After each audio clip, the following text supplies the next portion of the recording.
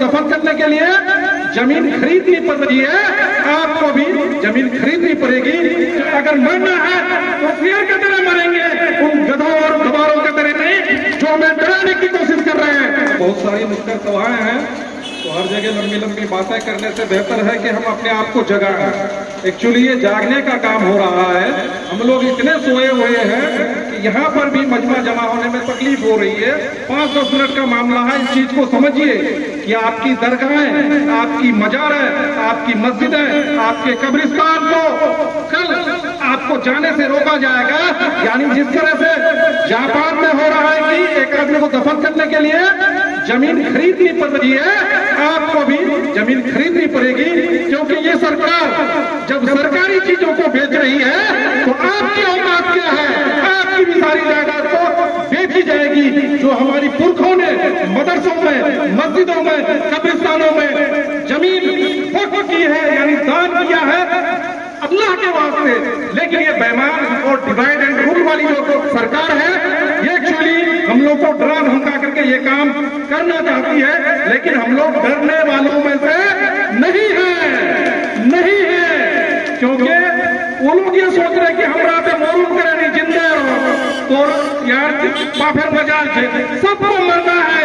अगर मरना है तो शेर की तरह मरेंगे, उन गधों और गवारों की तरह नहीं जो हमें डराने की कोशिश कर रहे हैं। और यकीनन ये जो वक्फ बिल है मुसलमानों को डराने का ही मामला नहीं है। अब मामला ये है कि कानून को भी तोड़ना चाहती है, क्योंकि भारतीय संविधान के आर्टिकल जो हमें इक्वलिटी बिफोर लॉ देता है, जो हमें समानता का अधिकार देता है, हमें ये अधिकार देता है कि हम इस धरती में, इस भारत में जो रह रहे हैं, यहाँ पर हम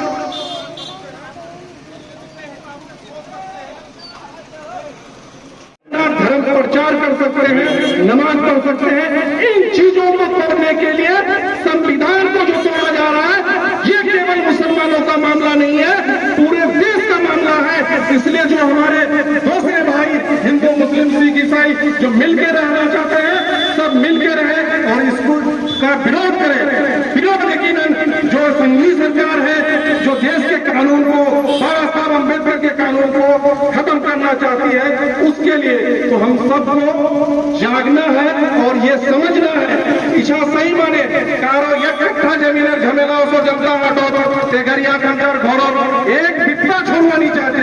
ये तो आपकी पुरखों की करोड़ लाखों बीघा जमीन है। एक बाजार की बोलो भले वक्त के पास क्या 9 लाख एकड़ जमीन है, कुछ ऐसी बोलता है। अरे भाई हमारे मंदिरों के पास भी है, मंदिरों का नहीं बोलना है, लेकिन हम लोग को कोई लेना देना नहीं है। मंदिरों में भी होनी चाहिए, मस्जिदों में भी होनी चाहिए, चर्चों में होनी चाहिए, क्योंकि ये फलाह बहूत के लिए है, इंसानियत के लिए है। जब भी इंसान अगर किसी मुसीबत में फंसता है, डरता है, तो ऐसे वक्त में अपने मजहब को याद करता है। चाहे मैं हिंदू हूँ, चाहे मैं मुसलमान हूँ, तो मैं अपने मस्जिदों में, मंदिरों में, चर्चों में जाकर के अपने आप को सांत्वना देता हूँ। तो ऐसे में यकीनन हमारे मंदिर की जमीनें भी बची रहनी चाहिए, हमारे चर्च की भी जमीनें बची रहनी चाहिए, गुरुद्वारा की जमीनें बची रहनी चाहिए और हमारी वक्त की जमीनें बची रहनी चाहिए। इसी के लिए आप अपने आप को जागरूक करें। आप लोग जनता हाट की सरजमीन पर आए हैं, आप सभी का बहुत बहुत शुक्रिया। और 20 तारीख को जो चकला जाना है उसके लिए खुसूसी तैयारी करें। बहुत बहुत शुक्रिया। चकला लहरा में बहुत बहुत शुक्रिया। जय हिंद, जय भारत, जय भारत।